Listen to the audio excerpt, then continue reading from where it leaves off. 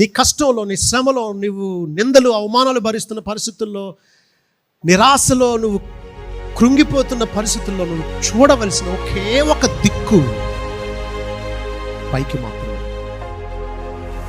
దేవుని వైపు మాత్రమే.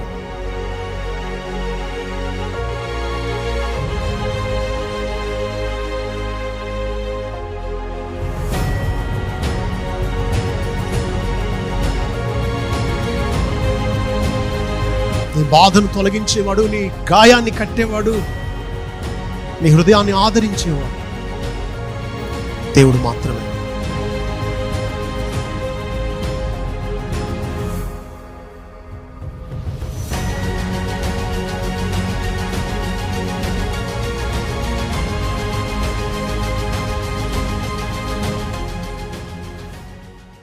పదిహేడు వచనాలు చదువుకున్నాం. దీంట్లో నుండి ఈరోజు మనం వర్తమానాన్ని పొందుదాం. యేసుక్రీస్తు యెరూషలేము పట్టణానికి వెళ్ళడానికి ఎరికో గుండా ఆయన బయలుదేరాడు. 20 అధ్యాయం 29లో మీరు చూస్తే వారు ఎరికో నుండి వెళ్ళిచుండగా ఆయన రాసి ఉంది. లూకా సువార్తలో కూడా అదే మనం చూస్తాం. ఎరికో పట్టణం నుండి యెరూషలేము పట్టణానికి 27 కిలోమీటర్లు ఆయన కాలినడకన వస్తూ ఉన్నాడు. ఒలీవల చెట్ల కొండ దగ్గర ఉన్న బేత్పగేకి వచ్చినప్పుడు ఆయన రాస్తుంది 21 అధ్యాయం 1వ వచనం. బేత్పగే, బేతనియా అనేటువంటివి యెరూషలేము పట్టణానికి దగ్గరలో ఉండే చిన్ని చిన్ని గ్రామాలు. బేత్పగే అనే గ్రామం ఒకటి ఉంది అన్నట్టు కేవలం ఈ సందర్భంలో మాత్రమే బైబిల్ మెన్షన్ చేస్తూ ఉంది. బేత్పగే అనే గ్రామం గురించి బైబిల్ మీకు ఇంకెక్కడ దొరకదు. యేసుక్రీస్తు గాడిద మీద ఎక్కి యెరూషలేము పట్టణానికి ఊరేగింపుగా వచ్చిన ఈ సందర్భంలో మాత్రమే బేత్పగే అనే గ్రామం గురించి ప్రస్తావన మనం చూస్తాం. అక్కడికి రాగానే ప్రభు తన శిష్యుల్లో ఇద్దరిని చూసి, మీ ఎదుటిన గ్రామానికి వెళ్ళండి, వెళ్ళగానే కట్టబడిన ఒక గాడిద, దానితో ఉన్న ఒక గాడిద పిల్ల మీకు కనబడతాయి. వాటిని విప్పి నా ఎదుగు తోలుకొని రండి. ఎవరైనా మిమ్మల్ని ఏమైనా అడిగితే ఇవి ప్రభునకు కావాల్సి ఉన్నాయని చెప్పండి. వెంటనే వారు వాటిని తోలు పెడతారు అని ప్రభు చెప్పి పంపించాడు. నిజానికి ఆయన ప్రయాణం చేయవలసిన గార్ధబం గురించి ముందుగానే ఏర్పాట్లు చేయడానికి వీలు లేదు. ఎందుకంటే ఆయన అప్పుడే వచ్చాడు ఆ పట్టణానికి, ఆ గ్రామానికి. కాబట్టి ఆ గ్రామంలోనికి ఇంకా వెళ్ళకుండానే ఆ గ్రామంలో శిష్యులు వెళ్ళగానే ఏం కనబడుతుందో, గాడిద పిల్ల అక్కడ ఉండడం, వాటిని విప్పి వీరి తోలుకు రావాలని ప్రభు చెప్పడం. అలా విప్పుతూ ఉంటే ఆ ఇంటి వారు అడుగుతారు, ప్రభు కావాలంటే వాళ్ళు వాటిని విడిచిపెడతారు, పోనిస్తారు అన్న సంగతి ప్రభు ముందుగానే ఎరుగుదుడు. ఊర్లోకి ఇంకా వెళ్ళలేదు, అక్కడ ఏముందో తెలుస్తుంది, ఇంకా సందర్భం అక్కడ సంభవించలేదు, వాళ్ళు ఏం అనబోతున్నారో ఆయన ముందుగానే చెబుతూ ఉన్నాడు. ఇక్కడ యేసుక్రీస్తు గురించి మనకు అర్థమయ్యే సంగతి ఏంటి అంటే, ఈయన సర్వజ్ఞాని. Jesus Christ is omniscient. Omni అంటే ఆల్ అని, ఆమ్నిషెంట్ అంటే ఆల్ నోయింగ్ అని. యేసుక్రీస్తుకు సమస్తం తెలుసు. ఆయన భవిష్యత్తును ఎరిగినటువంటి వాడు, హృదయ అంతరంగాలను ఎరిగినటువంటి వాడు. ప్రపంచంలో ఎక్కడ ఏమి ఉందో అంతా ఆయనకు తెలుసు. సృష్టికర్త అయిన దేవుడిగా యేసుక్రీస్తు సమస్తాన్ని ఎరిగినవాడు. యోహాను సువార్త 2వ అధ్యాయం 23, 24, 25 వచనాలు. యోహాను సువార్త 2వ అధ్యాయం 23 నుంచి 25 వచనాలు. ఆయన పస్కా పండుగ సమయమున యెరూషలేములో ఉండగా ఆ పండుగలో అనేకులు ఆయన చేసిన సూచక్రియలను చూచి ఆయన నామమందు విశ్వాసముంచిరి. అయితే యేసు అందరినీ ఎరిగినవాడు గనుక ఆయన తన్ను వారి వశము చేసుకోలేదు. ఆయన మనుషుని ఆంతర్యమును ఎరిగినవాడు గనుక ఎవడును మనుషుని గురించి ఆయనకు సాక్ష్యం ఇవ్వనక్కరలేదు.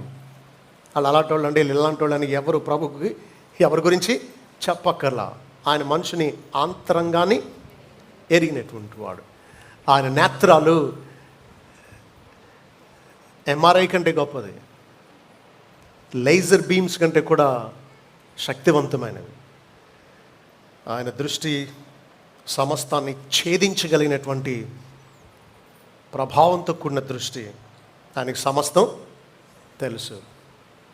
దేవుని తప్ప సమస్తం తెలిసినటువంటి వాళ్ళు ఎవరు లేరు. మీకు తెలుసా సైతానికి భవిష్యత్తు తెలియదని? సైతాను సర్వజ్ఞాని కాదు, వాడికి భవిష్యత్తు తెలియదు. అందుకే యోబు విషయంలో వాడు ప్రయత్నం చేశాడు, వాడి భవిష్యత్తు తెలియదు కాబట్టి. దేవునికి భవిష్యత్తు తెలుసు కాబట్టి దేవుడు ఛాలెంజ్ చేశాడు. దేవుడు ఒక్కడే సమస్తాన్ని ఎరిగినవాడు. ఆ దేవుడే యేసుక్రీస్తుగా దిగి వచ్చాడు కాబట్టి ఆయన సమస్తాన్ని ఎరిగినవాడుగా ఇక్కడ మనం చూస్తూ ఉన్నాం. మన రాజు అయినటువంటి యేసుక్రీస్తు సమస్తాన్ని ఎరిగి సమస్తాన్ని ఆధీనంలో పెట్టుకోగలిగినటువంటి శక్తి కలిగినటువంటి వాడు. ఆజ్ఞ ఇస్తూ ఉన్నాడు కాబట్టి నిశ్చింతగా మనం ఆయనకు లోబడవచ్చు అన్నమాట. అర్థమవుతుందా చెప్పింది? శిష్యులతో అన్నాడు, మీరు మీ ఎదుటిన్న గ్రామంలోనికి వెళ్ళండి, వెళ్ళగానే కట్టబడిన ఒక గాడిద, దాంతో ఉన్న ఒక గాడిద పిల్ల మీకు కనబడతాయి. మరి ఈయనకి ఎలా తెలుసు? ఎలా చెప్పేస్తున్నాడు అనుకోలేదు వాళ్ళు నమ్మారు. ప్రభుకి అన్నీ తెలుసు, ఆయన చెప్పినట్టే ఉంటుంది అక్కడ అని.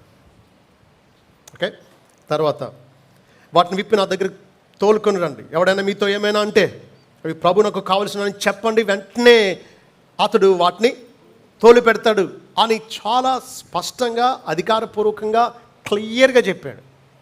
ప్రయత్నించండి, ఒకవేళ ఎవరైనా అడిగితే వాళ్ళు పంపిస్తానంటే తీసుకురండి, లేకపోతే ఇంకొక చోట ప్రయత్నించండి అనలా. ఎంత డీటెయిల్డ్ ఇన్స్ట్రక్షన్స్ ఇచ్చాడో, ఎంత సర్టన్ ఇన్స్ట్రక్షన్స్ అంటే ఖచ్చితమైన సూచనలు ఇచ్చాడో వారికి. అలాంటి ప్రభుకు లోబడ్డం చాలా తేలిక. ఇప్పుడు మన పై ఆఫీసర్స్ లేకపోతే ఎవరైనా ఆజ్ఞలు ఇవ్వచ్చు, వాళ్ళకి భవిష్యత్తు తెలియదు. మనం వెళ్ళిన పని నెరవేర్తదో లేదో వాళ్ళకి ముందుగానే తెలియదు.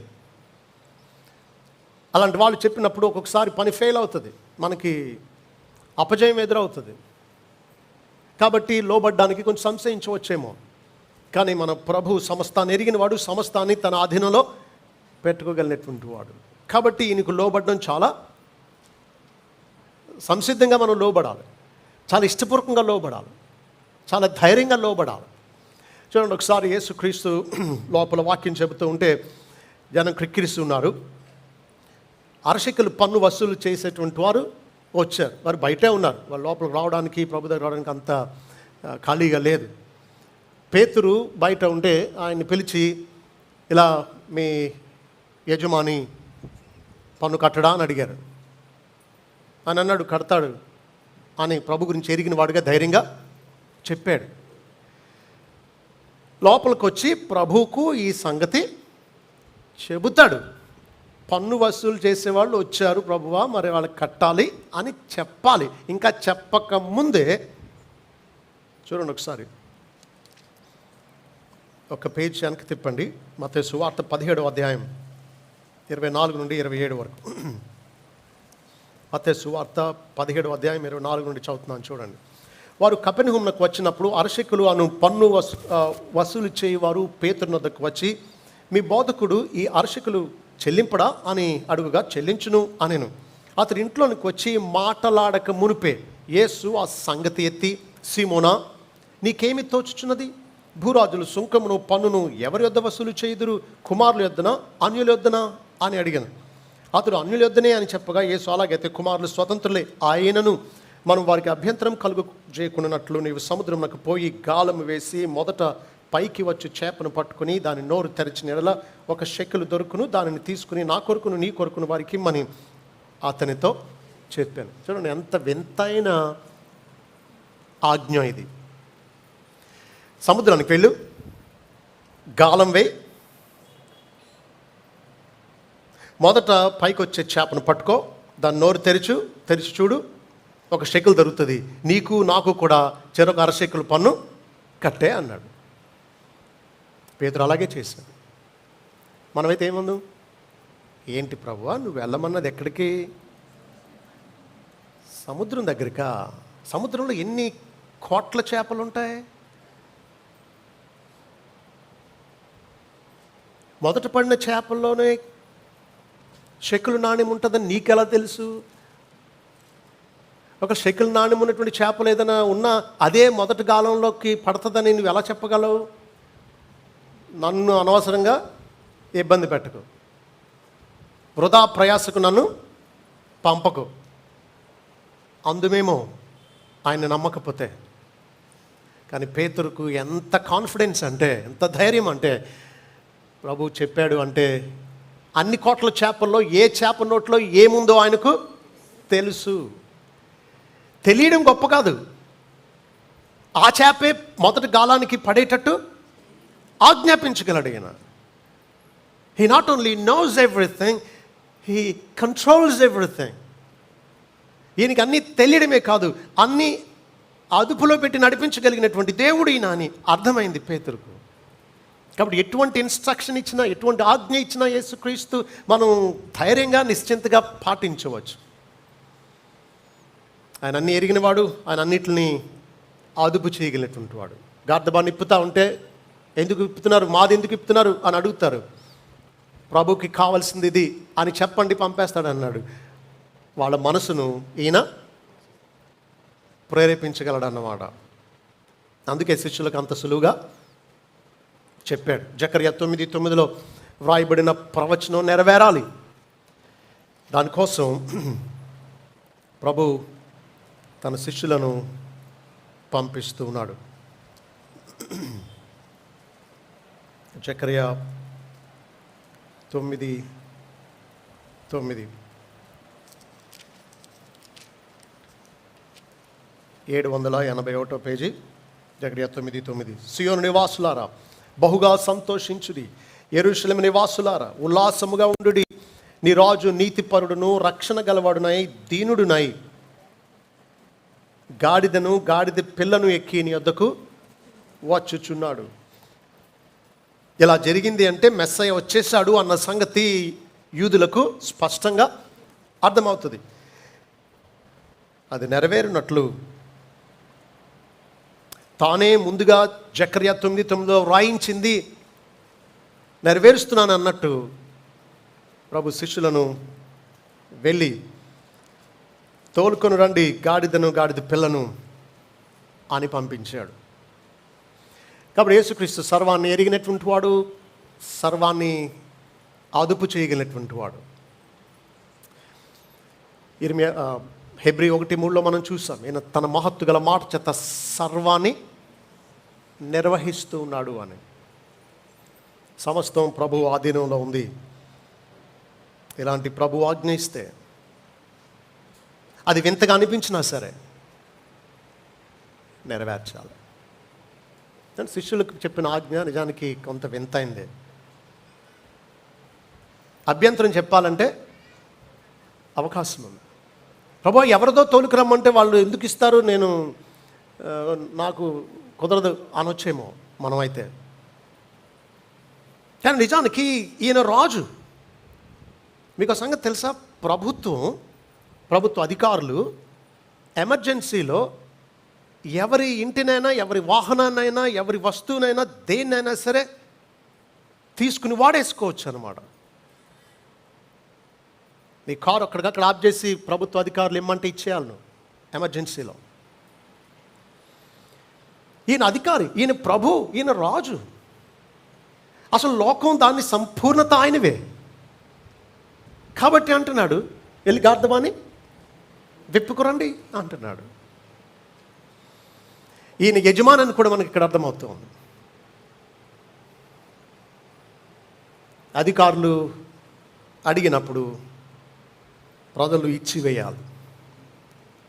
అసలు మామూలుగా రోమా సైనికులే వారు పరిపాలిస్తున్నటువంటి పట్టణాలని వారు ఆధీనంలో ఉంచుకునేవారు. మత్తయి సువార్త 5:41 మీరు చూస్తే, ఒక మైలు దూరం రమ్మనండి బలవంతం చేస్తే వానితో కూడా 2 మైళ్ళు వెళ్ళు అంటున్నాడు. కాబట్టి సైనికులు బలవంతం చేసి తమ బరువులు మోయించేవారు. ప్రజలు లోబడవలసిందే. కాబట్టి ఆ కోణంలో చూస్తే యేసుక్రీస్తు గార్దబాన్ని కావాలి నాకు, వెళ్ళి తీసుకురండి అన్నాడు. అంతే. అధికారంతో, హక్కుతో సమస్తానికి తను యజమానిగా తెచ్చుకోగలిగాడు. తనది అది. మనం మీరు ఎవరికో ఇంటికి ఇల్లు అద్దెకిచ్చారండి. మీరు నాటిన కరివేపాకు చెట్టు ఉంది ఆ దొడ్లో. మీరు మీ ఇంట్లో పని చేసే అబ్బాయిని వెళ్ళి కరివేపాకు కోసుకురా అన్నారు. ఆ ఇంట్లో వాళ్ళు ఎవరైనా అడ్డుపడడానికి హక్కు ఉందా వాళ్ళకు? చెప్పండి. మీ ఇల్లు ఉన్నవాళ్ళు అద్దెకున్నారు. వాళ్ళకి కాదు పూర్తి హక్కులు, మీది పూర్తి హక్కు.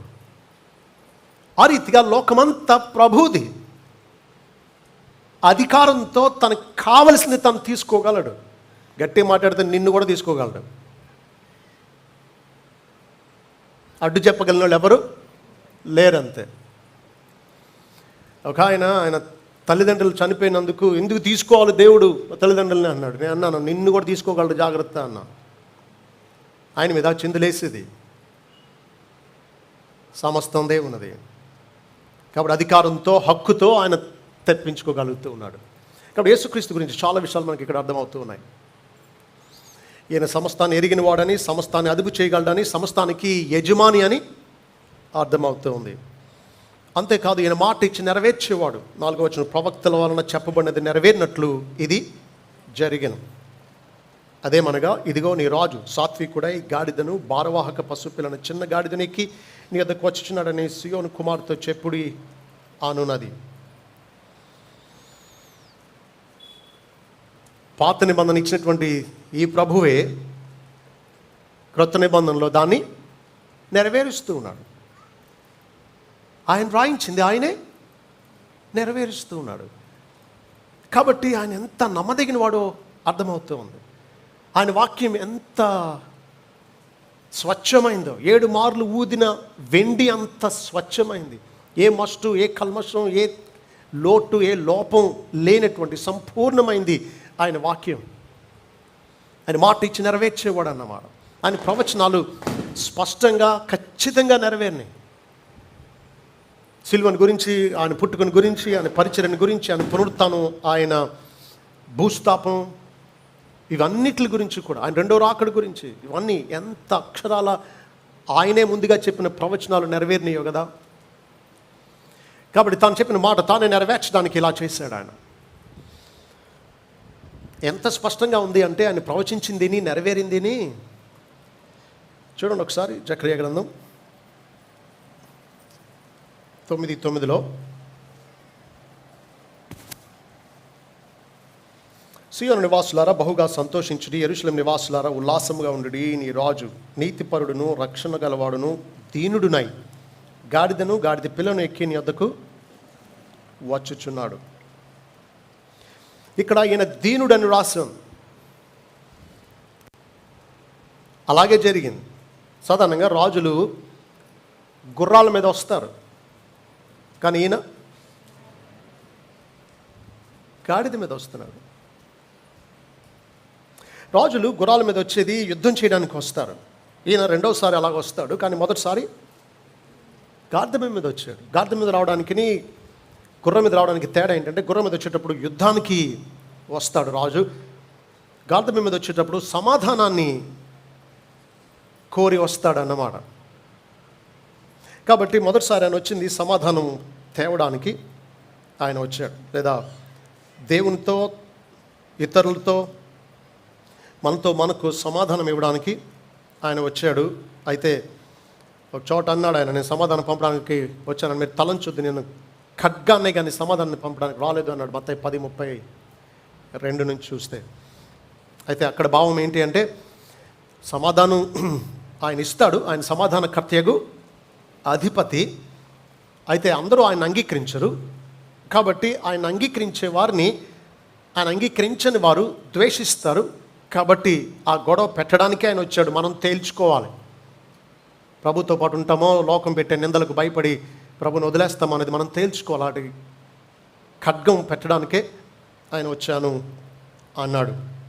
ఇక్కడ దీనుడే వచ్చాడు అని రాసి ఉంది. అలాగే ఆయన గార్ధబం మీద దీనుడిగా వచ్చాడు. ఇక్కడ రెండు జంతువుల గురించి చెప్తున్నాడు. గాడిదను, గాడిద పిల్లను అంటున్నాడు. ఇదే విషయం మత్తయి సువార్తలో మీరు చూశారు. 2వ వచనంలో ఏమంటున్నాడు?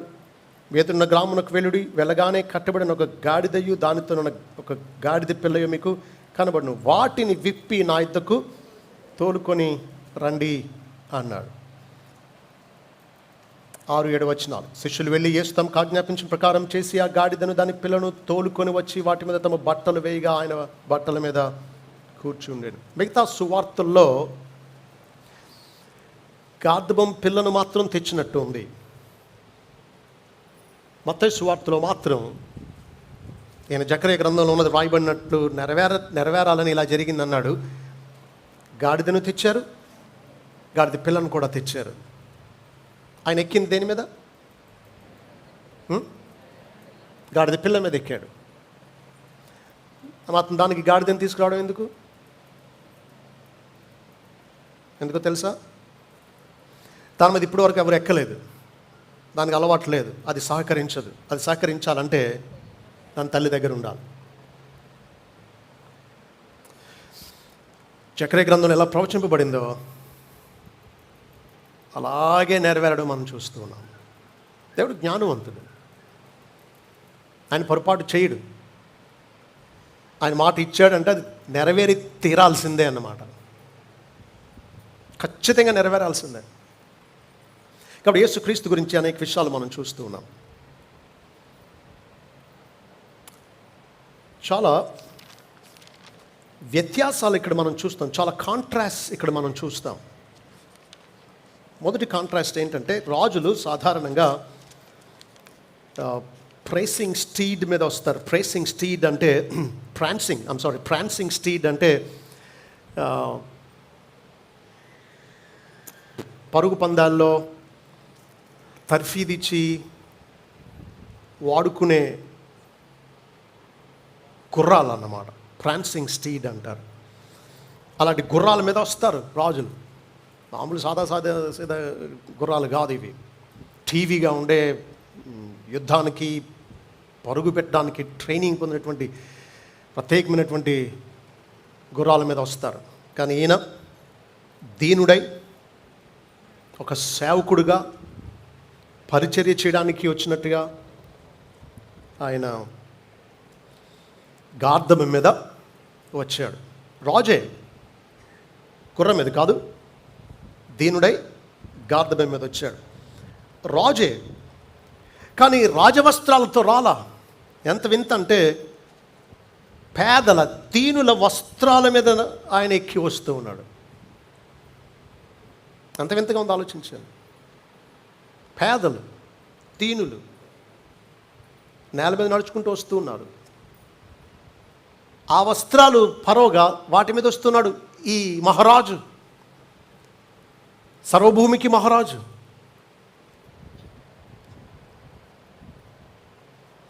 ఈయన ఈ లోక రాజులు వచ్చినట్టు శక్తితో, బలంతో జయించడానికి కాదు ఆయన వచ్చింది. సైనికులను పెట్టి హతమార్చేసి ఓడించేసి కాదు తను జయించింది. ప్రేమతో, కృపతో, దయతో తన ప్రాణాన్ని బలిగా ఇచ్చి జయించాడు తన కోసం ప్రజల్ని. What a contrast! ఈ లోక రాజులకును ఈ సర్వలోక రాజుకును ఉండే తేడా చూడండి.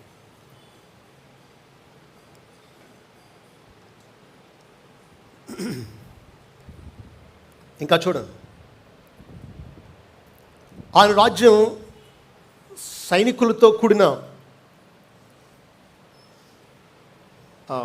అట్టహాసంతో, వైభవంతో ఉండేటువంటిది కాదు. దీనుడిగా, ఒక సేవకుడిగా ఉన్నటువంటి రాజ్యం ఆయనది. ఇంకా గమనించండి, ఆయన జయించింది రాజ్యాలను కాదు, హృదయాలను, మనస్సులను. He conquers not nations but hearts and minds. మామూలు రాజులు అయితే ఏం చేస్తారు? దేశాలను జయిస్తారు. ఈయన మనుషుల హృదయాలను, మనస్సులను జయిస్తున్నాడు. అలా ఆయన వల్ల జయింపబడి కదా, ఆయనకు లొంగిపోయి కదా మనం ఆయన సేవించడానికి ఇష్టపూర్వకంగా సమ్మతిస్తూ ఉన్నాం. ఆయన వర్తమానం ఈ లోకంలో దేశాల మధ్య సంధి చేసి శాంతిని సమకూర్చేది కాదు. ఈయన మెసేజ్ ఏంటి అంటే, సృష్టికర్త అయిన దేవునితోనే సమాధానం, శాంతి ఇచ్చేటువంటి వర్తమానం ఈ రాజు వర్తమానం. అందుకే నేను అన్నాడు, యోహాను సువార్త 14:27లో చాలా ఆసక్తికరమైన మాట ఆయన అన్నాడు. యోహాను సువార్త 14:27 శాంతి మీకు అనుగ్రహించి వెళ్ళిచున్నాను, నా శాంతిని మీకు అనుగ్రహించుచున్నాను, లోకం ఇచ్చినట్టు నేను మీకు అనుగ్రహించటం లేదు. మీ హృదయంను కలవరపడనీయకుడి, వెరవనీయకుడి. ఇక్కడ ప్రభు 2 రకాల శాంతి గురించి మాట్లాడుతూ ఉన్నాడు. శాంతి మీకు అనుగ్రహించి వెళ్ళుచున్నాను, నా శాంతినే మీకు అనుగ్రహించుచున్నాను, లోకం ఇచ్చినట్టుగా నేను మీకు అనుగ్రహించటం లేదు. మీ హృదయాలు కలవరపడనివ్వద్దు, వెరవనివ్వద్దు అంటున్నాడు. ఇక్కడ 2 రకాల శాంతి గురించి మాట్లాడుతున్నాడు. లోకం ఇచ్చే శాంతి, నా శాంతి అంటున్నాడు.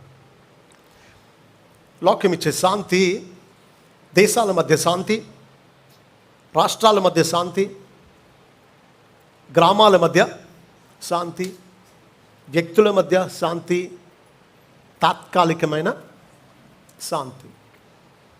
కానీ ప్రభు శాంతి ఏంటో తెలుసా? దేవునితో శాంతి, నిజమైన శాంతి, కష్టాల్లో కూడా చెక్కు చెదరని శాంతి. నిజానికి ప్రభు నా శాంతిని మీకు అనుగ్రహించి వెళుతున్నాను అన్నాడు. ఆయన శాంతి ఎలాంటిదో తెలుసా? కొద్ది గంటల్లో సిలువ వేయబడబోతూ ఉన్నాడు ఆయన ఈ మాటలు చెప్పినప్పుడు. ఆ టైంలో అంటున్నాడు, నా శాంతిని మీకు అనుగ్రహించి వెళుతున్నాను. ఆయన పట్టుకోవడానికి వచ్చిన వారిని ఆయన ఎదుర్కొన్నాడు. ఎవరిని వెతుకుతున్నారు? ఎవరి కోసం వచ్చారు మీరు? నేనే ఆయనను అన్నాడు. తను అప్పగించుకోగలిగిన, ఏ ఉద్దేశంతో అయితే లోకానికి వచ్చాడో, ఏ గడియ కోసమైతే ఆయన సిద్ధపడ్డాడో, ఆ గడియను, సిలువ మరణాన్ని ఎదుర్కోవడానికి శాంతితో నిశ్చింతగా వెళ్ళగలిగినటువంటి వాడు. కష్టం ముందు శాంతి, కష్టం ఎదుట శాంతి. ఇది ప్రభు ఇచ్చే శాంతి. ఇది లోకం ఇవ్వలేదు, లోకం తీసేసుకోలేదు. మీకు తెలుసా, లోకం ఇవ్వగలిగిందే లోకం తీసేసుకోగలదు. ప్రభు ఇచ్చే శాంతి లోకం ఇవ్వలేదు, కాబట్టి లోకం తీసేసుకోలేదు. ఎందుకు? లోకం తీసుకోగలిగింది, అది ఇచ్చిందే తీసుకోగలదు. ప్రభు ఇచ్చేది లోకం ఇవ్వలేదు,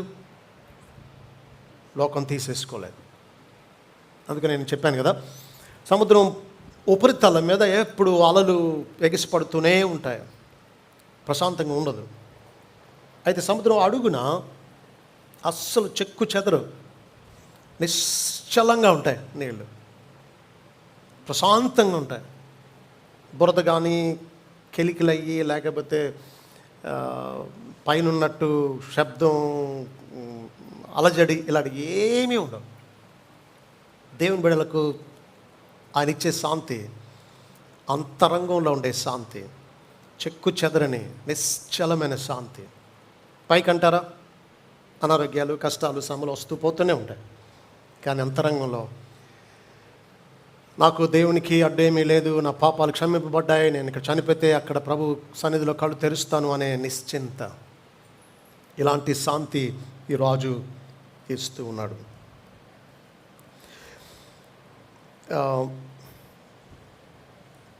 సాధారణంగా రాజులు ఊరేగింపుగా గుర్రాల మీద జయధ్వనులతో, ఆర్భాటంతో, బోరధ్వనులతో పట్టణ ప్రవేశం చేస్తారు. ఎక్కడికి వెళ్తారు? రాజు అంతఃపురంలోకి వెళ్తారు కదా.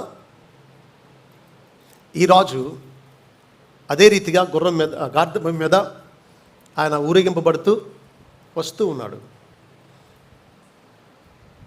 ఈయన ఏ అంతఃపురానికి వెళ్ళాలి? ఆయన మందిరమే ఆయన అంతఃపురం. ఎందుకంటే ఈయన ఆత్మీయమైన రాజు, ఈయన రాజ్యం ఆత్మీయమంది కాబట్టి ఈయన వెళ్ళింది ఎక్కడికి చెప్పండి? దేవాలయంలో ప్రవేశిస్తూ ఉన్నాడు. This spiritual king enters his spiritual palace. The temple is this Kings palace. దేవాలయం ఈ ఆత్మీయమైన రాజు యొక్క అంతఃపురం. కాబట్టి ఈయన ఎక్కడ ప్రవేశిస్తూ ఉన్నాడు?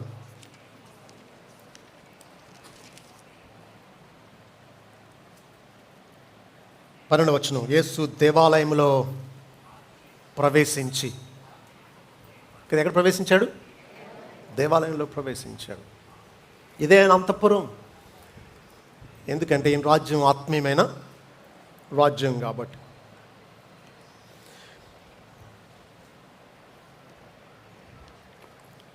ప్రజలకు అర్థమైంది ఆయనను దేవుడు వాగ్దానం చేసిన దావీదు కుమారుడిగా, మెస్సయ్యగా ఆయన అంగీకరించారు. కాబట్టే దావీదు కుమారునికి జయం, ప్రభు పేరట వచ్చి వాడు స్తుతింపబడును గాక, సర్వోన్నతమైన స్థలాల్లో జయం అని కేకలు వేస్తున్నారు. హోసన్నా అనేది హీబ్రూ ట్రాన్స్లిటరేషన్ అంటారు. అంటే హీబ్రూ భాషలో ఉండేటువంటి ఆ పదాన్ని ఉన్నదన్నట్టుగా తర్జుమా చేయకుండా ఉన్నదన్నట్టుగా వ్రాయడం అన్నమాట. హోసన్నా అనే పదానికి అసలు అర్థం రక్షించు అని అర్థం. ఏమర్థం? సేవ్, రక్షించు అని అర్థం. అయితే కాలక్రమేణా అది దేవుని సంస్తుతి చేయడానికి వాడే పదంగా మార్పు చెందింది. మెస్సయ్య వచ్చాడు. జకర్యా ప్రవచించినట్టు గార్ధబం మీద వస్తూ ఉన్నాడు. ఈయనే దేవుడు వాగ్దానం చేసిన మెస్సయ్య అని చెప్పి ఆయనను అంగీకరిస్తూ రక్షించు, దావీదు కుమారుడా మమ్మను రక్షించు అని ఆయనను ప్రార్థిస్తూ ఉన్నట్టు, ఆయనను రక్షకుడుగా అంగీకరించినట్టు, రాజుగా అంగీకరించినట్లు, మెస్సయ్యగా అంగీకరించినట్లు మనకు అర్థమవుతుంది. ప్రభు కూడా ఇలా బహిరంగంగా రావడంలో ఉద్దేశం ఏంటో తెలుసా? ఆయన తాను ఇశ్రాయేలు కనిపెట్టిన మెస్సయ్యనని, ఇశ్రాయేలు ఎదురు చూచిన దావీదు కుమారుడిగా వచ్చి తరతరాలు దావీదు సింహాసనం మీద ఆసీనుడు కాబోతున్న నిత్య రాజు అన్న సంగతి వారికి తెలియజేస్తూ ఉన్నాడు. మీరు కనిపెట్టిన రాజు నేనే, మీరు కనిపెట్టిన దావీదు కుమారుడు నేనే, మీరు కనిపెట్టిన మెస్సయ్య నేనే అని బహిరంగంగా ఆయన ఒప్పుకుంటూ ఉన్నాడు. ఈ రీతిగా ఆయన బహిరంగంగా గార్ధబం మీద ఊరేగింపుగా రావడం వల్ల ఆయన స్తుతిస్తున్నటువంటి వారిని, అంతకుముందు అయితే ఆయన మౌనంగా ఉండండి అన్నాడు. చూడండి, మార్కు సువార్త కాదు, మత్తయి సువార్త 12:16. మత్తయి 12:16. ఆయన వారిని అందరినీ స్వస్థపరిచి తన్ను ప్రసిద్ధి చేయవద్దని వారికి ఆజ్ఞాపించాను. తను ప్రసిద్ధి చేయవద్దని ఆజ్ఞాపించాడు. 16:20. మత్తయి సువార్త 16:20.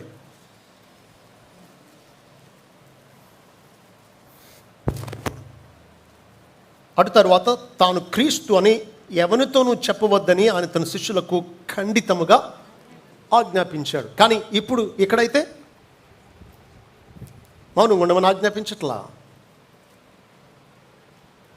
వారిని స్తుతించమని, వారి పక్షంగా అడ్డుకునేటువంటి వారిని ఖండిస్తూ వారి పక్షంగా వచనం జ్ఞాపకం చేసి, వ్రాయబడినది వాక్యంలో మీరు చదవలేదా అని అడ్డుకున్నటువంటి వారిని గద్దించి తనను స్తుతించే వారిని ప్రోత్సహించాడు. కాబట్టి ఈయన పబ్లిక్గా ఈయన లోకం కనిపెట్టిన మెస్సయ్య అని, దావీదు కుమారుడని, రాజు అని అంగీకరిస్తూ ఉన్నాడు, లోకానికి తెలియజేస్తూ ఉన్నాడు. ఈయన దేవాలయంలో ప్రవేశించి అక్కడ ఏం చేశాడో చూడండి. క్రయవిక్రయం వచ్చే వారిని అందరినీ వెళ్ళగొట్టి, రోకలు మార్చి వారి పనులను, గువ్వలమ్మ వారి పీఠములను పడద్రోసి, నా మందిరము ప్రార్థన మందిరం అనబడిన రాయబడినది, అయితే మీరు దాన్ని దొంగలుగా చేసిన వారు అన్నాడు. యెషయా గ్రంథం 56:7లో దేవుని మందిరం ఎందుకు దేవుడు నిర్మించాడో, మందిరం యొక్క ఉద్దేశం ఏంటో వ్రాసి ఉంది. యెషయా గ్రంథం 56:7.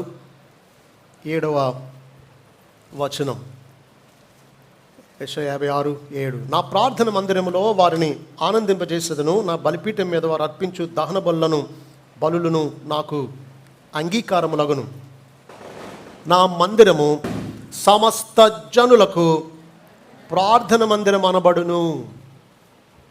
మందిరం ఎందుకు? సమస్త జనులు ప్రార్థించడానికి ప్రార్థన మందిరంగా దేవుడు దాన్ని నిర్మించాడు. అయితే ఆనాటి ప్రజలు దేవాలయాన్ని ఏం చేశారట? దొంగల గుహగా చేశారు అన్నాడు. ఈ మాట ఇర్మియా గ్రంథం 7:11 ఉన్న మాటను ప్రభు ప్రస్తావించాడు. ఇర్మియా 7:11. నాదని చాటబడిన ఈ మందిరము మీ దృష్టికి దొంగల గుహ అయినదా? ఆలోచించుడు, నేనే ఈ సంగతి కనుగొనుచున్నాను, ఇదే యెహోవా వాక్కు. నాదని చాటబడిన ఈ మందిరము మీ దృష్టికి దొంగల గుహ అయినదా అన్నాడు. ఇశ్రాయేలీలు పాపాలు చేస్తూ దేవుని ఉగ్రతను తప్పించుకోవడానికి మందిరంలో ఉంటే ఉగ్రత రాదు అనుకునేవారట. అంటే రాబోయే ఉగ్రత, రాబోయే తీర్పు మందిరం మీదకు రాదు. కాబట్టి ఎన్ని పాపాలు చేసినా మందిరంలో దాక్కుంటే, దొంగలు వెళ్ళి గుహలో దాక్కున్నట్టు వీళ్ళు వెళ్ళి మందిరంలో ఉంటే కీడు రాదు, ఉగ్రత రాదు అనుకునేవారు. కాబట్టి దేవుడు ఏమన్నాడో తెలుసా? మీరు దాక్కున్న ఈ దొంగల గుహగా చేసేసిన ఈ మందిరాన్ని నేను నాశనం చేయబోతున్నాను అన్నాడు. అందుకే మందిరం రాయి మీద రాయి లేకుండా కూల్చబడింది. అదే అన్నాడు 24:2 అన్నాడు. మత్తయి 24:1 యేసు దేవాలయంలో బయలుదేరి వెలుచుండగా శిష్యుల దేవాలయ కట్టడములు ఆయనకు చూపింపవచ్చిరి. అందుకైనా మీరు ఇవన్నీ చూచుచున్నారు కదా, రాతి మీద రాయి ఒకటైనను ఇక్కడ నిలిచి ఉండకుండా పడద్రోయబడిన మీతో నిశ్చయంగా చెప్పుచున్నానని వారితో ఆయన గుహను కూల్చేస్తే దొంగలు ఇక దాక్కోలేరు. ఆ రీతిగా మందిరాన్ని ఆయన వారికి లేకుండా చేసేసాడు. ఎందుకు? దాన్ని దొంగలగోగా చేసిన కారణాన్ని బట్టి. ఇక్కడ మనకు అర్థం అవ్వాల్సిన సంగతి ఏంటి అంటే, చాలామంది అనుకుంటారు మనం ఎలా బ్రతికిన పర్వాలేదు, కానుకేసేస్తే చాలు దేవుడు క్షమించేస్తాడు అనుకుంటారు. నో. అననీయ సప్పిరాలు మీరెవ్వరూ ఇవ్వనంత ఎక్కువ ఇచ్చారు. పొలం అమ్మి తెచ్చి ఇచ్చారు. కొంత దాచుకున్నా కొంత తెచ్చారు. అంటే ప్రభువు కానీ తన ఆత్మ చేత పేతురుకు మిగిలిన వారికి తెలియజేసి ఉండకపోయి ఉంటే, వారు మూటలో తెచ్చిన నాణ్యాలు పొలం అమ్మగా వచ్చిందంతా ఇదే అని అంటే నమ్మదగినంత డబ్బు అన్నమాట. దాన్ని బట్టి ఆయన మురిసిపోయి, పోనీలే మిగతా వాళ్ళు ఇవ్వలేదు కదా, వీళ్ళు ఇదాన్ని ఇచ్చారు సర్లే అని అనుకోలా. అలా ఇచ్చినందుకే చంపాడు వాళ్ళని, అయోగ్యంగా ఇచ్చినందుకు, అబద్ధం ఆడినందుకు.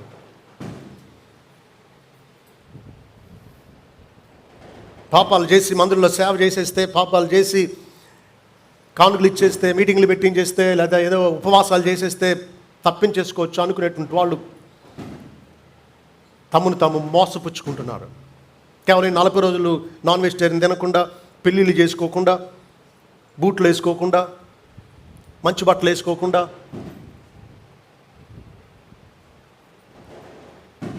మిగిలిన జీవితం అంతా అపవిత్రంగా జీవిస్తూ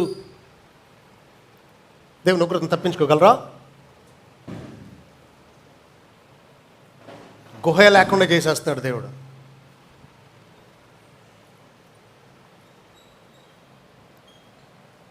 నా మందిరము ప్రార్థన మందిరం అనబడును, అయితే మీరు దాన్ని దొంగల గుహగా చేసేవారు అన్నాడు. దేవుని మందిరం పశ్చాత్తాపంతో, విశ్వాసంతో ఆయనకు లొంగిపోయి ప్రార్థించే వారికి భద్రతనిస్తుంది తప్ప, నువ్వు అక్రమంగా జీవిస్తూ ఆయనకి ఏదో కానుకేసేసి ఆయన సన్నిధికి వచ్చేసి ఏదో దీర్ఘ ప్రార్థనలు చేసేసినంత మాత్రాన నీకు రక్షణ ఇస్తుందని అనుకోవద్దు.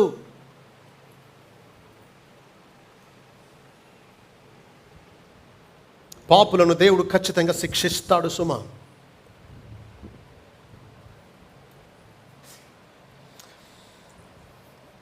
విశ్వాసులనంటే అవిశ్వాసులనంటే ఎవరిలో కూడా పాపాన్ని ఆయన సహించడు. అవిశ్వాసుల పాపాన్ని తీర్పరిగా, న్యాయాధిపతిగా తీర్పు తీర్చి శిక్షిస్తాడు. విశ్వాసులు ఉండే పాపాన్ని తండ్రిగా దండించి వారిని క్రమశిక్షణ చేసి వారిని శుద్ధి చేస్తాడు. వారికి నువ్వు పాపం చేయకుండానట్లు వారి పాపాన్ని మాన్పించడానికి ఆయన వారిని శిక్షిస్తాడు. దేవుడు శిక్షించడంలో ఒక గంభీరమైన ఉద్దేశం ఏంటి అంటే, ఇక వారు మరలా పాపం చేయకుండా వాళ్ళని ఆపడానికి ఆయన తన బిడ్డల్ని శిక్షిస్తాడు.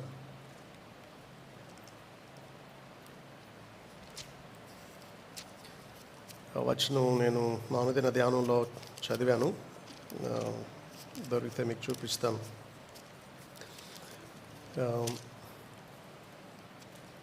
ఇర్మియా గ్రంథం, తర్వాత యెహెజ్కేలు గ్రంథంలో చాలా చోట్ల దేవుడు ఇశ్రాయేలు పాపాన్ని బట్టి వారిని ఎలా శిక్షిస్తాడో పదే పదే వారిని హెచ్చరిస్తూ, ఒక సందర్భంలో ఆయన వారిని శిక్షించడంలో గల మంచి ఉద్దేశాన్ని ఆయన చెప్పాడు. యెహెజ్కేలు 16:43, 42, 43. యెహెజ్కేలు 16:42, 43. ఈ విధముగా నీ మీదున్న క్రోధమును చల్లార్చుకొందును, నా రోషము నీ ఎడల మానిపోను, ఇకను ఆయాసపడకుండా నేను శాంతము తెచ్చుకొందును. ఇక్కడ చూడండి ఎటువంటి మాటలు వాడుతున్నాడు. నీ మీదున్న క్రోధం, నీ ఎడల నా రోషం, ఇక నువ్వు ఆయాసపడకుండా అంటున్నాడు. అంటే మన పాపం ప్రభువుని ఎంతో ఆయాసపరుస్తోంది కాబట్టి అంటున్నాడు, నీ యవన దినములను తలంచుకొనక వీటన్నిటి చేత నీవు నన్ను విసికించితివి. మన పాపాలు దేవుని ఏం చేస్తున్నాయి? విసికిస్తూ ఉన్నాయి, ఆయాసపరుస్తూ ఉన్నాయి. గనుక నీవు చేసి ఉన్న హేయక్రియలు అన్నిటికంటేను, జాగ్రత్త వినండి, మరి ఎక్కువైన కామకృత్యములను నీవు జరిగించకున్నట్లు నీ ప్రవర్తన బట్టి నేను నీకు శిక్ష విధింతును, ఇదే ప్రభువు యెహోవా వాక్. నువ్వు ఇప్పటికే విసిగించావు, నువ్వు ఇంకా ఎక్కువైన కామకృత్యాలు జరిగించకుండా ఉండడానికి, నువ్వు చేసిన హేయక్రియలు అన్నిటికంటే ఇంకా ఎక్కువైనవి చేయకుండా ఉండడం కోసం నీ ప్రవర్తన బట్టి నేను నీకు శిక్ష విధిస్తున్నాను అంటున్నాడు. కాబట్టి దేవుడు తన బిడ్డను శిక్షించేది ఎందుకో తెలుసా? ఇప్పటికే చేసిన పాపాలను బట్టి శిక్షిస్తున్నాడు. వీటికి మించిన ఎక్కువైన దోషక్రియలు చేయకుండా ఉండడం కోసం శిక్షించి అదుపు చేస్తూ ఉన్నాడు అన్నమాట. కాబట్టి పాపం ఎవరిలో కూడా దేవుడు సహించడు. భక్తిహీనులేండి, భక్తులేనండి, దుష్టత్వాన్ని చూడలేనంత నిష్కళంకమైన నేత్రాలు కలిగినటువంటి వాడు మన దేవుడు, కేవలం పరిశుద్ధుడు.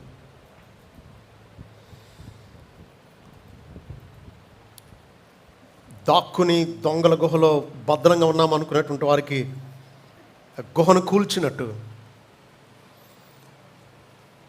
పాపాలు చేస్తూ బల్లర్పించేస్తే, కానుకలు ఇచ్చేస్తే, ఉపవాసాలు చేసేస్తే, పండుగలు చేసేస్తే దేవుడు క్షమించేస్తాడనేటువంటి దురభిప్రాయంతో ఉన్నటువంటి వారికి అసలు అలాంటి అవకాశాలు లేకుండా మందిరాన్ని లేకుండా చేసేసాడు.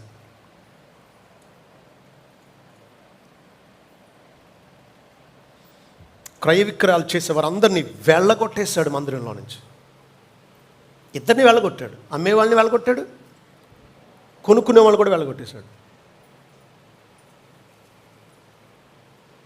నా మందిరం ప్రార్థన మందిరం, వ్యాపారపు ఇల్లు కాదు అన్నాడు. కాబట్టి మందిరంలో ప్రార్థన కాకుండా వాక్య ధ్యానం కాకుండా, భక్తి కాకుండా ఏ వ్యాపార సంబంధమైనది ఏది జరిగినా సరే కొనేవాళ్ళది తప్పే, అమ్మేవాళ్ళది తప్పే. వ్యాపారపుటిలుగా దొంగలుగా చేసి డబ్బు చేసుకుంటూ ప్రజల దగ్గర దోచుకుంటూ ఉన్నారు. ఈ రోజుల్లో కూడా ఇలాగే జరుగుతుంది. నూనె సీసాలు అమ్ముకోవడం, హ్యాంకర్చీఫ్లు అమ్ముకోవడం, ఇసుక ప్యాకెట్లు అమ్ముకోవడం. అభిషిక్తులు ప్రార్థన చేశారంట పరీక్షలు రాసేవారి కోసం పెన్నులు, ₹2 డిస్పోజబుల్ పెన్ 500కు అమ్ముతున్నారు. అమ్మేవాడికి భక్తి లేదనుకుంటే కొనేవాడికి బుద్ధి లేదు. ఆడెవడో ప్రార్థన చేసేస్తే పెన్ రాసేస్తుందా? దానికి అది రాసేస్తుందా పరీక్ష?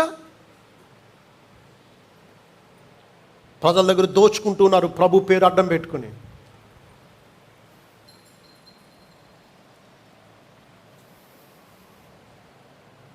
ఎవరిని ఆయన బలవంతంగా మందిరంలోకి లాక్కురాడు, కానీ అయోగ్యులను బలవంతంగా బయట గెంటి వేస్తాడు. ప్రభు వచ్చింది మతం స్థాపించడానికి కాదు, జనాలను పోగేసుకోవడానికి కాదు. ఆయనకు కావాల్సిన నిజమైన శిష్యులు, అభిమానులు కాదు. ఆయన కావాల్సిన వేలాది మంది నటులు కాదు, యథార్థమైనటువంటి ఆయన వెంబడించి ఆయన భయభక్తులు కలిగి ఉండే యోగ్యులు కొద్దిమంది ఆయనకు కావాలి. ఆయన వెళ్ళగొట్టేశాడంతే దేవాలయం నుంచి క్రయ విక్రయాలు చేసేవారు అందరినీ కూడా. వారి పీటలు పడద్రోసేశాడు, రోకలు చల్లేశాడు, వారి బల్లలు పడద్రోసాడు. 14 వచ్చింది చూడండి. గుడ్డివారును కుంటివారును దేవాలయంలో ఆయన వద్దకు రాగా ఆయన వారిని స్వస్థపరిచాను. చాలా వింతైన సంగతి అండి ఇది. ఆ రోజుల్లో పరిశీలైనటువంటి ధర్మశాస్త్ర ఉపదేశకులు గుడ్డివారు కుంటివారు దేవాలయానికి రానక్కర్లేదు అనేవారట. ఇంకా కొంతమంది అయితే గుడ్డివాళ్ళు కుంటివాళ్ళు రాకూడదు అనేవారట. కానీ యేసుక్రీస్తు వారి పట్ల వారిని బాగు చేయడం కోసం ఎంత శ్రద్ధ చూపిస్తున్నాడో ప్రత్యేకంగా ఆలోచించండి. ఒక పక్క దేవాలయాన్ని శుద్ధి చేసి అక్రమస్తులను తోలివేస్తూ వాళ్ళు అడ్డుకున్నటువంటి గుడ్డివారిని కుంటివారిని ఆయన చేర్చుకుని వారితో సమయం గడుపుతూ వారిలో అందరినీ, రోగులైన వారందరినీ స్వస్థపరుస్తూ ఉన్నాడు. మత పెద్దలకు ఈయనకు ఎంత తేడా ఉందో ఆలోచించండి. గుడ్డివారిని కుంటివారిని చేసింది ఈయనే. దాన్ని బట్టి ఆయన వారిని ఎలా గెంటి వేస్తాడు? భక్తిహీనతను బట్టి గెంటి వేశాడు కానీ మనుషులను అంగవైకల్యాన్ని బట్టి, పేదరికాన్ని బట్టి, దీనస్థితిని బట్టి ఎప్పుడు వారిని తృణీకరించడు. ఈయనంత న్యాయవంతుడు ఆలోచించండి, ఈయనంత దయగలవాడు ఆలోచించండి. ఈయన దగ్గర ఎవరికైనా ఇటువంటి ప్రవేశం ఉందో ఆలోచించండి. దేవునికి అసహ్యమైనది ఒక్కటేనండి, పాపం ఒక్కటే ఆయనకు అసహ్యం. అందవిహీనం, అంగవైకల్యం, అజ్ఞానం, పేదరికం ఆయనకు అసహ్యం కాదు. పాపం ఒక్కటే ఆయనకు అసహ్యం. అలాంటి వారిని ఆయన బయటికి గెంటి వేశాడు. గుడ్డివారు కుంటివారు దేవాలయంలో ఆయన వద్దకు రాగా ఆయన వారిని స్వస్థపరిచాడు. ఆయన దగ్గరికి రావడానికి ఆయన అంగీకరిస్తూ ఉన్నాడు. ఎటువంటి వారినైనా ఆయన వద్దకు వచ్చే వారిని ఎంత మాత్రం త్రోసివేయడు. కాబట్టి నేను పేదవాడిని, లేకపోతే నాకు చదువు లేదు, నేను లోకం అంతా తిరస్కరించినటువంటి వ్యక్తిని, నేను వస్తే ఆయన చేర్చుకుంటాడా? ఇలాంటి సందేహాలు ప్రభు విషయంలో ఎవరికి అక్కర్లేదు. హిందూ దేవాలయంలోకి దళితులు వెళ్ళకూడదు,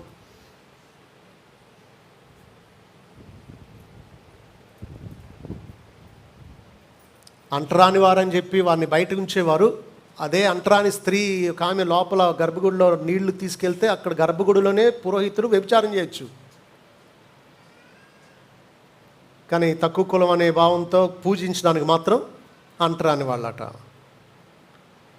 ఈ లోకం పేదలను, అంగవైకల్యం గల వారిని, దీనులను తక్కువ చూపు చూస్తూ ఉంది. ఈ రక్షకుడు, సృష్టికర్త దిగి వచ్చి తాము యోగ్యులం అనుకున్నటువంటి వాళ్ళను బయటకు గెంటి వేసి గుడ్డివారిని, కుంటివారిని ఎలా ఉంటారో ఆలోచించండి ఒక్కసారి. వాళ్ళు శుభ్రంగా ఉంటారా? గుడ్డి వాళ్ళు పాపం వాళ్ళకి ఈ రోజుల్లో అంటే ఏదన్నా కాస్త పరిస్థితులు మెరుగుపడ్డాయి, కానీ ఆ రోజులు ఎలా ఉండేవారో ఆలోచించండి. అలాంటి వాళ్ళను ఆయన దగ్గరికి వచ్చినప్పుడు ఆయన వారిని స్వస్థపరిచి వారికి చూపించేటప్పటికి అసలు మనిషి ఎంత ఆనందించి ఉంటాడో ఆలోచించండి. జీవితంలో ఎప్పుడు నడవని వ్యక్తి గంతులు వేస్తూ ప్రభుని ఎంత స్తుతించి ఉంటాడో. వింతలే చేశాడని రాసి ఉంది దేవాలయంలో. ఆయన చేసిన వింతలను 15వ వచనం. వింతలే, ఆశ్చర్య కార్యాలే, విచిత్రమైన కార్యాలే ప్రభు చేసింది. మహాశ్చర్య కార్యాలు చేశాడు. కాబట్టి ఆయన దగ్గరికి వచ్చేటువంటి వారు, విశ్వాసంతో వచ్చేటువంటి వారు ఎంత దీనస్థితిలో ఉన్నా సరే ఆయన వారికి మేలు చేసేవాడు. ఆయన స్తుతించే వారిని అడ్డుకున్నటువంటి వారు సిగ్గుపరచబడ్డారు.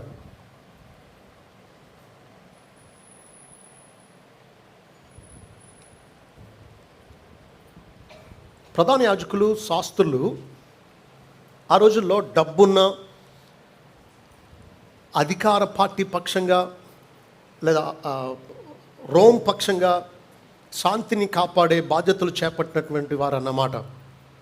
కాబట్టి ఇక్కడ ఒక రాజును ఊరేగిస్తున్నట్టుగా చేస్తూ ఉంటే ఒక కారణం ఏంటంటే రోమా ప్రభుత్వం వాళ్ళు లెక్క అడగవచ్చు. ఏంటి, ఇంకొక రాజు ఎవరున్నారు ఇక్కడ మీ మధ్యలో, తిరుగుబాటు చేయడానికి ఎవరినన్నా ఎన్నుకుంటున్నారా అనవచ్చు. ఆ కారణాన్ని బట్టి వారు అడ్డుకోవచ్చు. రెండవది, అసలు ప్రభుని మెస్సగా వారు అంగీకరించలేదు కాబట్టి ప్రభుని పిల్లలతో పాటు అందరూ స్తుతించడం వారికి గిట్టలేదు, అందుకు వారు అడ్డుకున్నారు.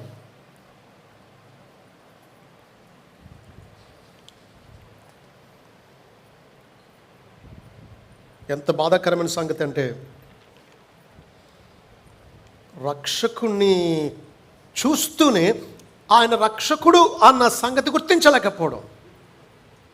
భక్తుడు ఇలా అంటాడు, it is a tragic thing to see the saviour but not recognize him for who he is. చూస్తున్నది రక్షకుడే, కానీ ఆయన రక్షకుడు అన్న సంగతి గుర్తించలేకపోవడం ఎంత విషాదకరమైన సంగతో ఆలోచించండి.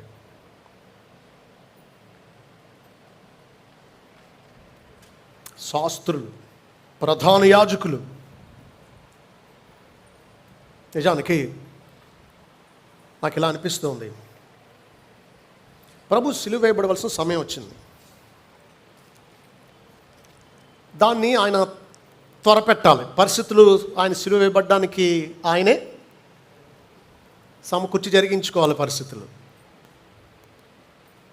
భక్తుడు అందుకే అంటాడు, ఆయన ఎక్కబోయే సిలువ ఆ చెట్టును ఆయనే మొలిపించాడు. ఆయనను సిలువ వేయబోయే మనుషులను ఆయనే పుట్టించి అధికారులుగా చేశాడు. ఇప్పుడు ఆయన సిలువ వేయబడాలి. నిజానికి 26వ అధ్యాయం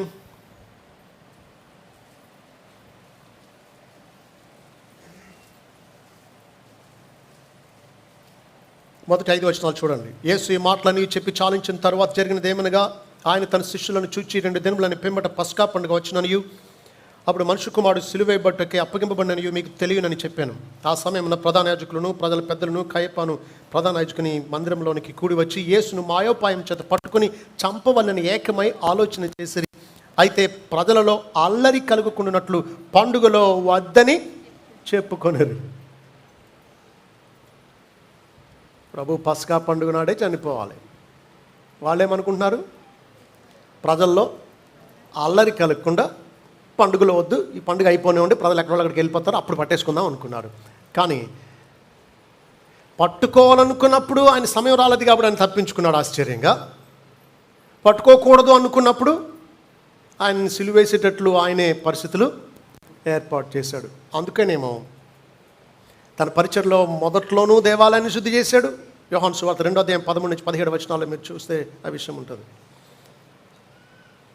పరిచర్య ఆకలో మళ్ళా శుద్ధి చేస్తున్నాడు. దేవాలయాన్ని ఆయన రెండోసారి శుద్ధి చేయడం, ఆయన సిలువకు ఆయన పరిస్థితిని అగ్రివేట్ చేసుకోవడం అన్నమాట, సిద్ధం చేసుకోవడం అన్నమాట.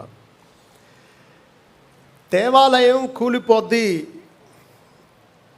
యెరూషలేము పాడైపోద్ది అని ప్రవచించినటువంటి ఇర్మియాను ఇతడు మరణానికి పాత్రుడు అని ప్రవచించినందుకే అనేశారు. ఇర్మియా గ్రంథం 26:11 చూడండి. ఇర్మియా గ్రంథం 26:11.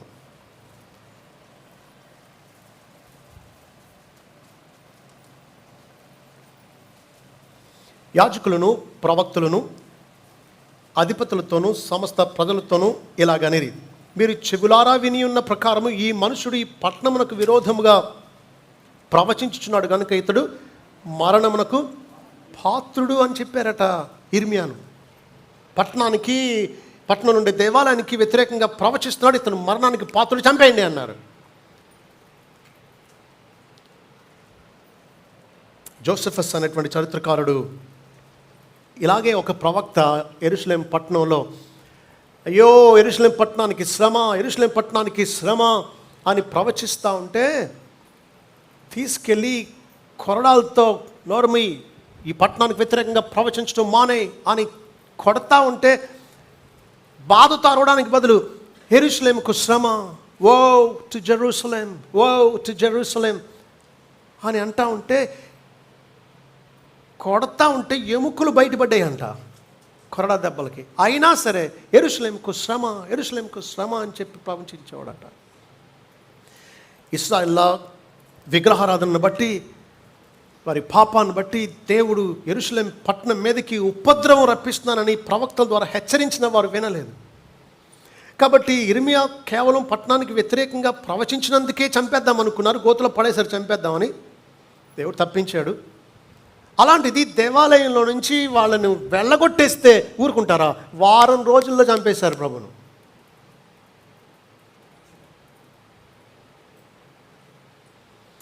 ఒక రకంగా ప్రభు తన సిలువకు మార్గాన్ని సిద్ధం చేసుకుంటూ ఉన్నాడు, శత్రువులను రేపుతున్నాడు అన్నమాట.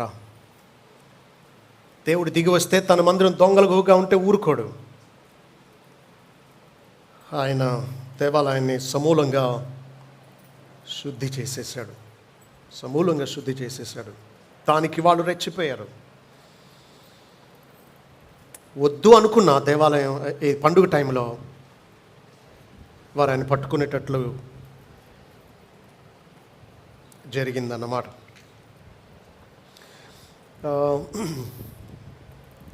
అక్కడ నుండి 17వ వచనం, వారిని విడిచి పట్టణం నుండి బయలుదేరి బేతనికి వెళ్ళి అక్కడ బస చేశాం. యెరూషలేం పట్టణంలో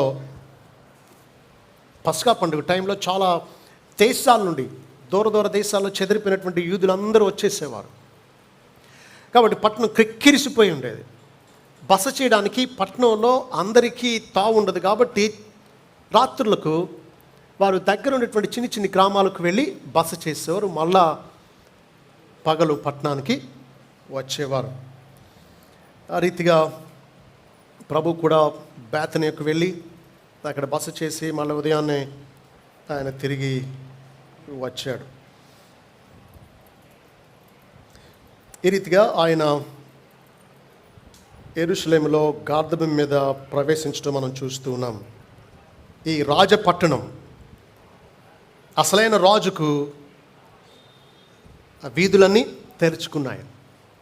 The streets of the royal city were open to this king. రాజు తన అంతఃపురానికి ఎక్కి వెళ్ళినట్టు ఈయన తన దేవాలయంలోనికి, ఆత్మీయమైన రాజ్యంలో ఆయన దేవాలయానికి వెళ్తూ ఉన్నాడు. రాజు ఎలాగైతే ప్రజల జయధ్వనులు, రాజును గణపరిచే ఆ ఘనతను అందుకుంటాడో, ఈ రాజు ప్రజల ఆరాధనను, స్తుతులను అందుకున్నాడు. ఆయన ఒక్కడే దానికి పాత్రుడిగా తానే అందుకున్నాడు. అయితే విచారకరమైన సంగతి ఏంటంటే, జనసమూహం, ఆయనకి ముందు వెళుతున్న వారు, వెనక వస్తున్నటువంటి వారు ప్రభుని స్తుతించారు. కానీ వారి ఆనందం, వారి స్తుతి ఎక్కువ రోజులు నిలవలేదు. కారణం ఏంటి అంటే, వారు ప్రభువును అద్భుతాలు చేస్తున్నాడు, బోధలు చేసి వేల మందిని ఆకట్టుకుంటున్నాడు. ఇలాంటి వాడు కానీ రోమా ప్రభుత్వానికి వ్యతిరేకంగా మనం తిరుగుబాటును నడిపించగలిగితే ఇశ్రాయేల్ అందరూ ఏకమైపోతారు, రోమా ప్రభుత్వం అధికారులందరూ, సైనికులందరూ పారిపోతారు, మనకు స్వతంత్రం కలుగుతుంది అని ప్రభువును రాజుగా చేయాలనుకున్నారు. వారు గుర్తించినది ఏంటి అంటే, ఈయన వచ్చింది పాపశాపాల నుంచి విమోచించడానికి వచ్చాడని అంగీకరించలేదు. ఇతర దేశ అధికారం నుంచి విడిపిస్తాడు అనుకున్నారు. పొలిటికల్ డెలివరర్ అనుకున్నారే కానీ స్పిరిచువల్ డెలివరర్గా ఆయనను అంగీకరించలేదు. ప్రభు రెండోసారి వస్తాడు, ఇశ్రాయేలుకు రాజ్యాన్ని ఇస్తాడు. కానీ మొదటిసారి వచ్చింది రోమా రాజ్య అధికారం నుంచి విడుదల ఇవ్వడం కోసం కాదు, అంతకంటే భయంకరమైన పాప అధికారం నుంచి విడిపించడానికి ఆయన వచ్చాడు. కాబట్టి మనిషికి మొదట కావాల్సింది ఆత్మీయమైన విడుదల, ఆ తర్వాతే ఆర్థిక విడుదల, రాజకీయ విడుదల, ఇతర దేశ అధికారం నుంచి స్వాతంత్రం. Real freedom is freedom from sin. నిజమైన స్వాతంత్రం పాప బానిసత్వం నుంచి స్వాతంత్రమే. ఇతర దేశాలు వాళ్ళు పరిపాలించినా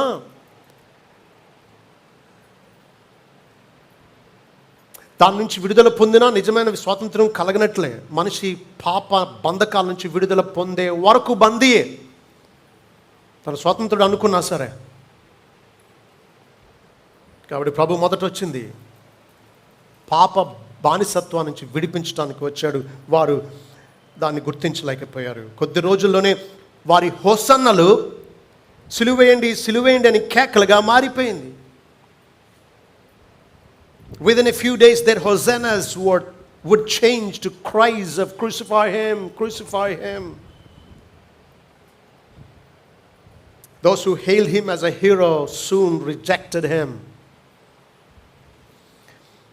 ఆయన గొప్పవాడుగా స్తుతించి గణపరిచి ఖర్జూరపు మట్టలు చేత పట్టుకుని వస్త్రాలు నేల మీద పరిచి ఆయన స్తుతించినటువంటి వాళ్ళే కొద్ది రోజుల్లోనే ఆయన సిలువేయండి సిలువేయండి అని కేకలు వేశారు.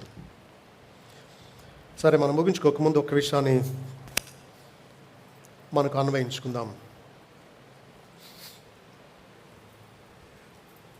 ఈ రాజును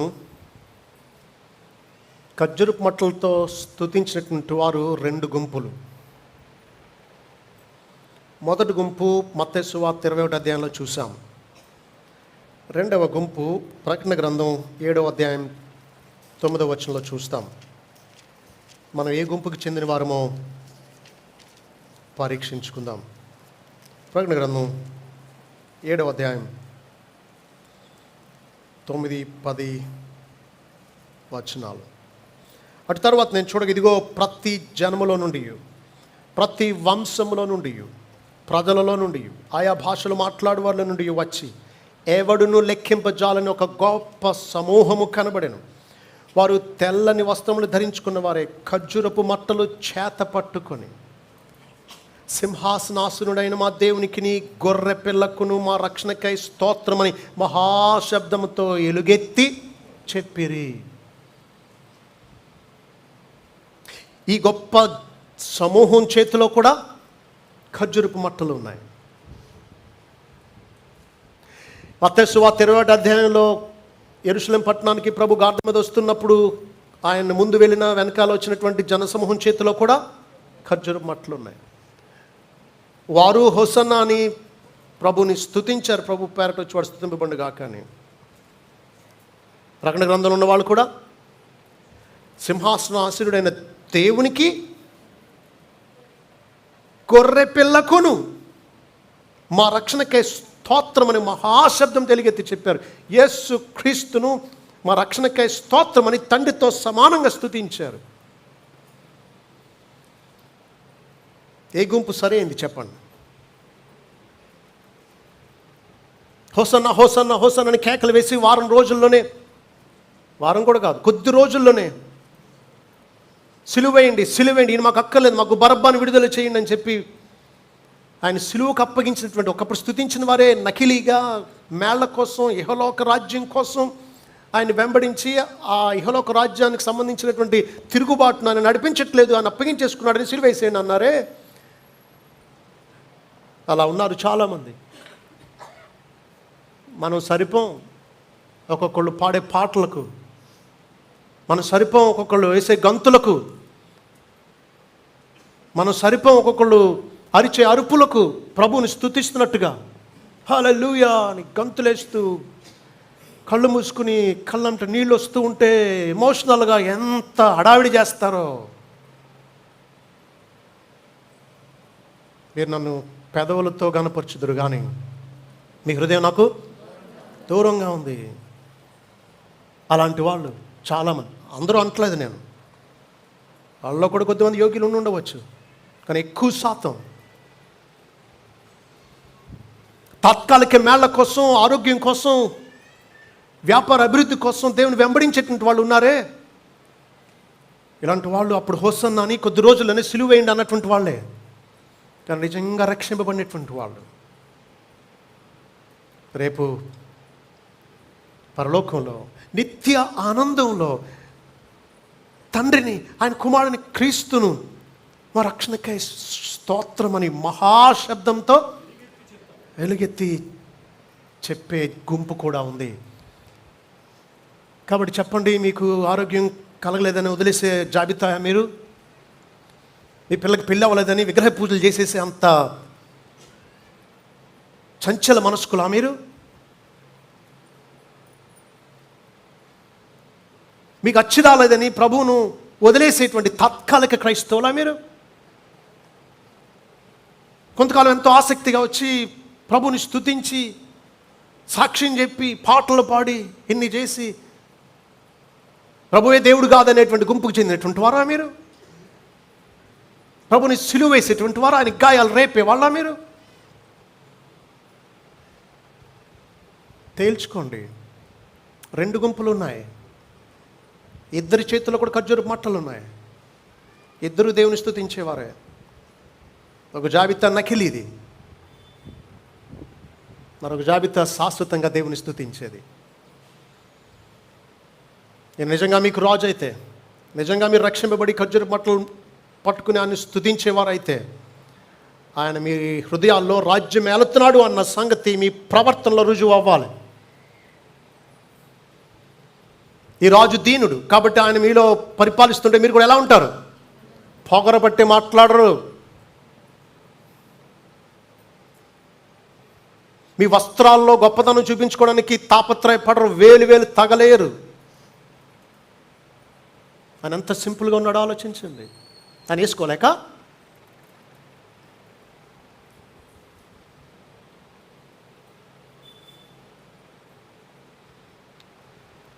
ఈ దీనుడైన నీతిపరుడైన రాజు, నీ రాజు అయితే, నీ హృదయాలను ఏలేవాడైతే, నీ కుటుంబాన్ని ఏలేవాడైతే లోకం చూస్తుంది నీ రాజు ఎవరో చెప్పేయగలదు.